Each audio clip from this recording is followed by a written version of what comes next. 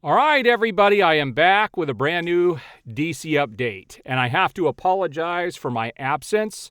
I took about 5 days off to just decompress. Last month was one of the hardest months that I have had in probably the last close to 15 years. And so it was, there was a lot of stuff other than my dog that I didn't talk about. And so luckily, it has nothing to do with my family. Everybody's healthy. Everybody's good. It just had to do with a lot of things that were going on that I had to take care of, and it took me away from the things I wanted to do. So for the last 5 days, I've been decompressing, building Legos, and playing Samus Returns on my Steam Deck, and it looks glorious in upscale to 720p, which is pretty awesome. And so I have just been decompressing, just doing the things I enjoyed doing. So I took a break from just about everything. But I am back for a brand new DC update. Also know that my dog is doing a lot better. If you didn't know she had a problem, you wouldn't really notice it. That leg is still dragging, and I do have to fix it sometimes when she lays down so it's not bent in some weird way. But we're now finally getting back to some physical activity outside. I might do a Lucy update specifically, but just so you guys know what's been going on, a lot of my time has been taken away by a lot of extracurricular activities. But I am back, and we're going to take a look at some DC stuff here. And know that Warner Brothers Discovery is freaking on fire. Before I even get into showing you the photos I have to show you today, their stock hit a new low today. $6.66. No joke. No joke. It keeps going lower. Man alive. I didn't think this company was going to get down this low, but man, it keeps hitting a new low. I wouldn't be surprised if there's some sort of hostile takeover. I just don't know how David Zaslav can run the company like this. He obviously does not know how to run the Warner Brothers side of this. He came from Discovery. He was very well versed in, the not live action stuff, the reality TV, but he doesn't know anything about the movie business. That is very, very clear. And he is running Warner Brothers into the ground. He doesn't care about the properties, and we're going to see how he doesn't care about the properties today. He did something over the weekend which I think is absolutely insane.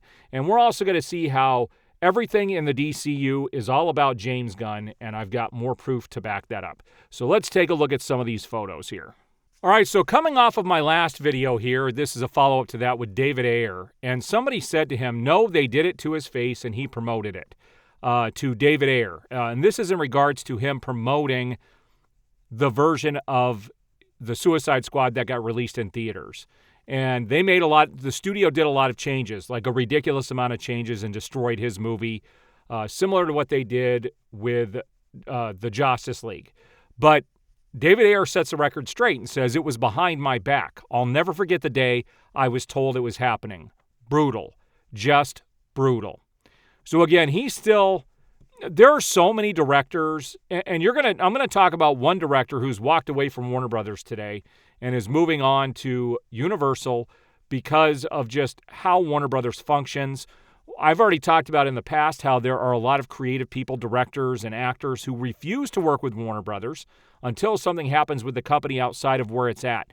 Because it's very clear that David Zaslav does not care about property, and he will do whatever he wants to do. Forget about all the people that are behind these projects. It's just crazy how he functions as the president of the company.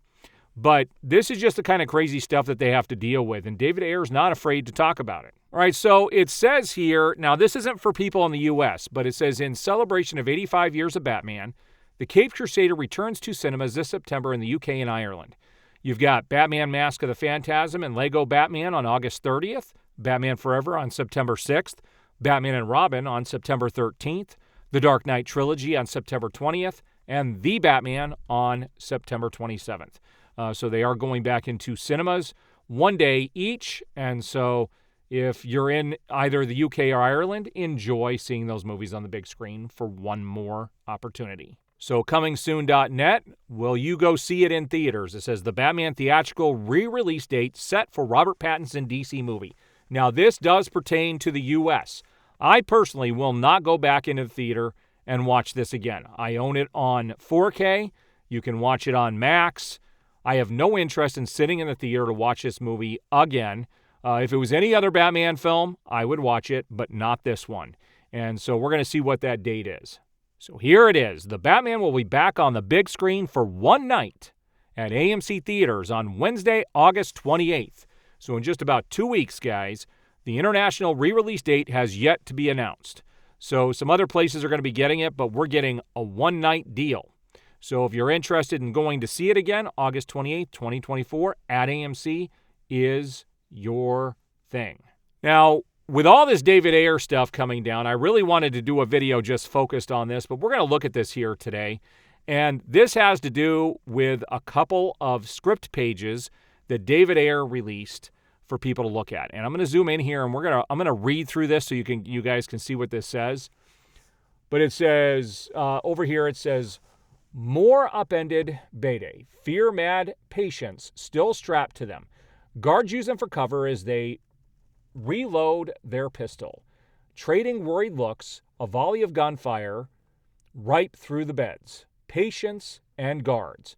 A tall, muscular figure in a prison uniform exits from the shadows. This is the Joker.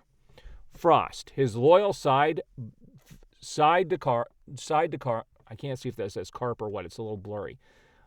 Brings him Dr. Arlene Quinzel, a beautiful young psychiatrist, and throws her on an exam table. Frost, founder boss. Joker peels off his prison top. He's ripped like an MMA fighter. His shock-white skin is tatted up. His cunning eyes burn with malice towards all we hold dear. He powers up an electroshock machine. Dr. Quinzel says, please don't, please. I did what you said. I helped you. Joker says, you helped me? By scorching what few dear faded memories I had into a sizzling knot? You tossed me into a black hole of rage and confusion. Is that the medicine you practice, Dr. Quinzel? His pale hand proffers a rubber ball. He traces his long, sharp pinky nail along her lips. The Joker continues.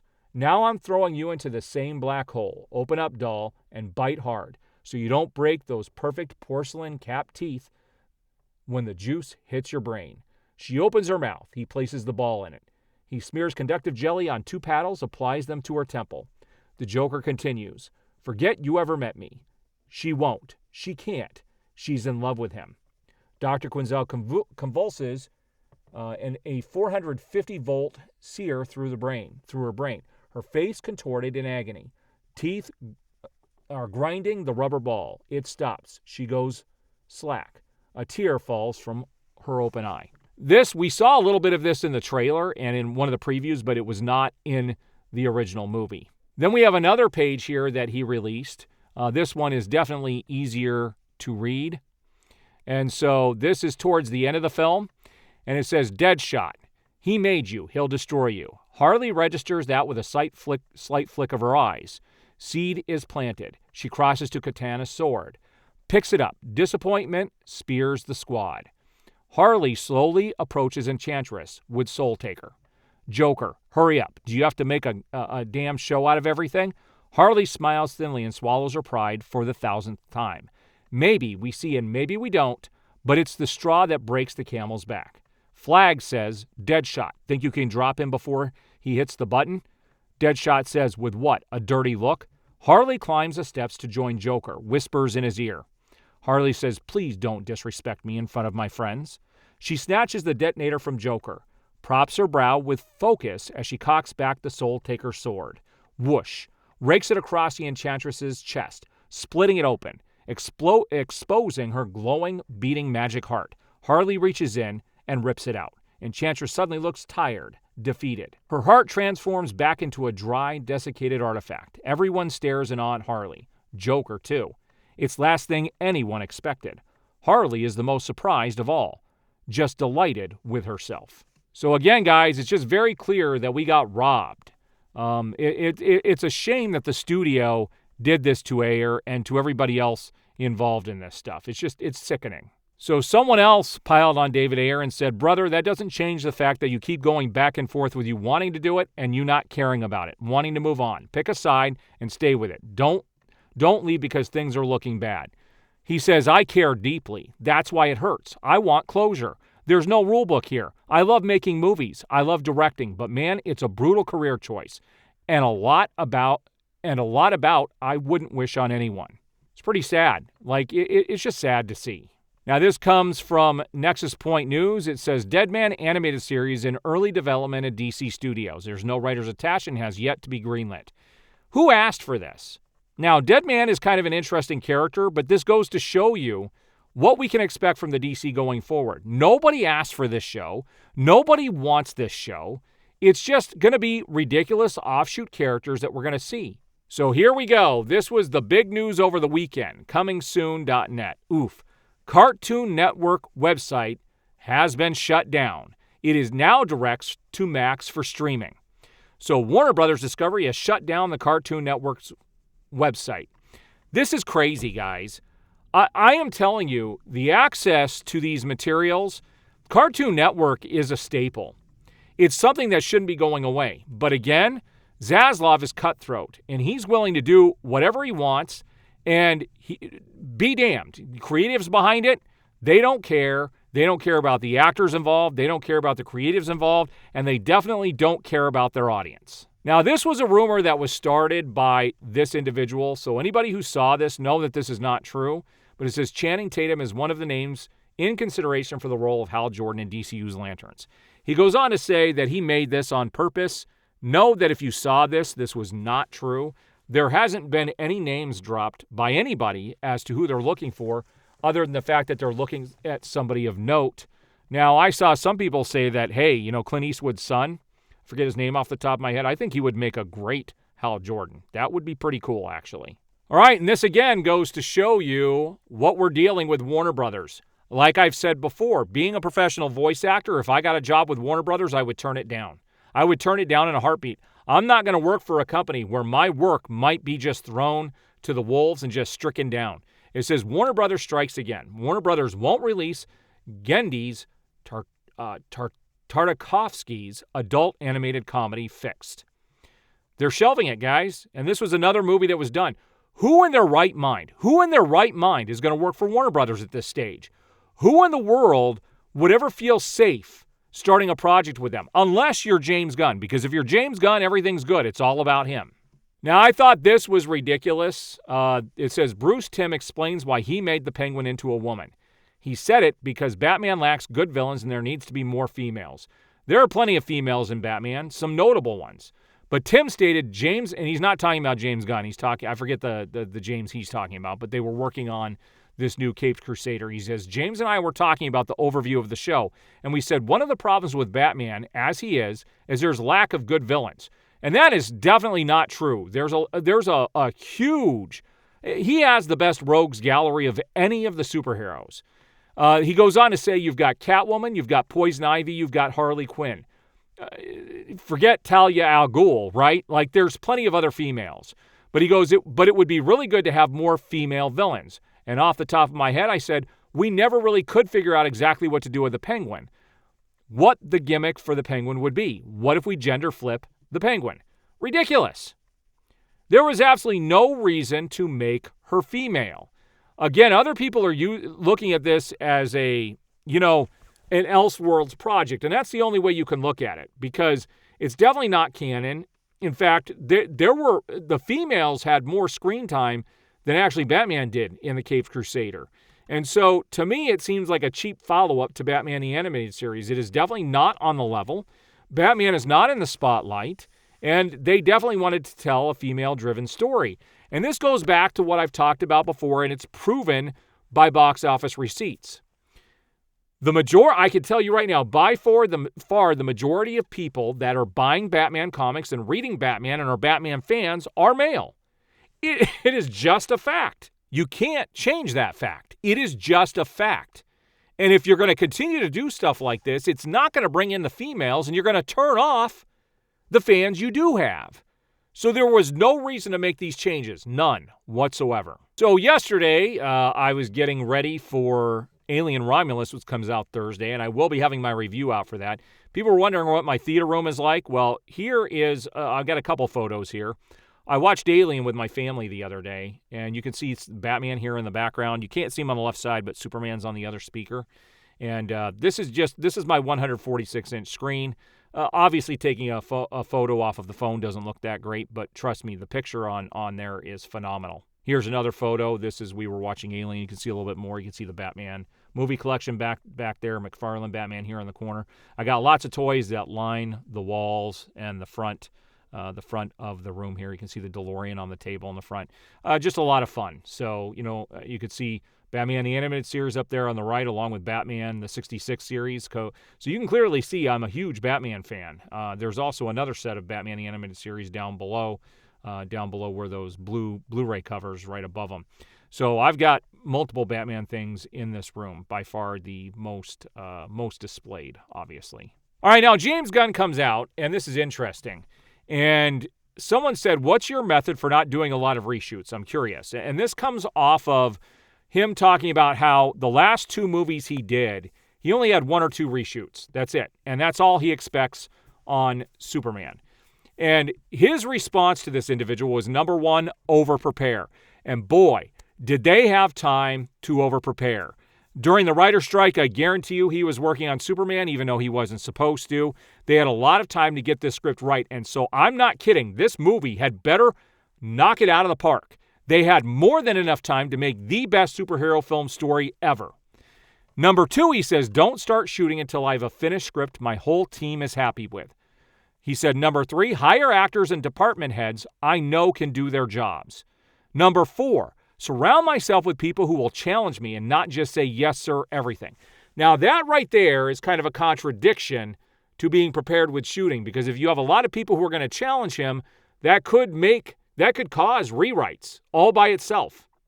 And number 5, he says, ask myself daily, are there any small imperfections in the script or what we're shooting that might end up feeling like huge imperfections when we cut the film together?